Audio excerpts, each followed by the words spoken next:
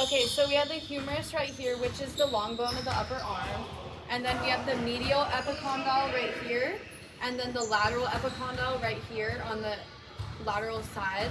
And then we have the olecranon process, which is here on the back. It's a bony protuberance. And then the olecranon fossa, which is the deep part of the connection. And then we have the trochlea, which is located here in the deep part of the arm. And then we have the trochlear notch, which is a C-shaped notch on the ulna. And then we have the radial head, which is on the radial side, which is the thumb part, so right here. So the biceps brachii is the anterior part of the humerus, and it does elbow flexion.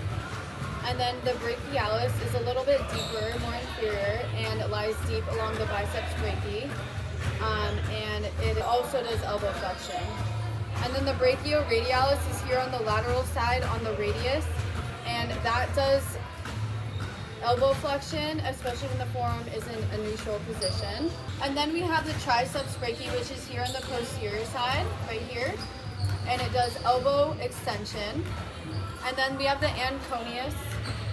So then we have the anconeus, which is right here, and it runs from the posterior aspect of the elbow on the lateral epicondyle to the ulna. And this stabilizes the elbow joint as well as elbow extension.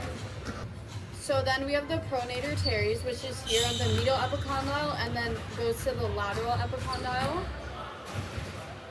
And this does arm pronation. This does forearm pronation and assists in elbow flexion. So then we have the supinator, and it's located on the lateral side of the forearm near the elbow right here. And it helps supinate the forearm, which turns the palm up. And then we have the pronator quadratus, which is deep.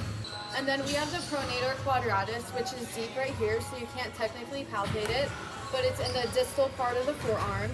And this allows with pronation of the forearm.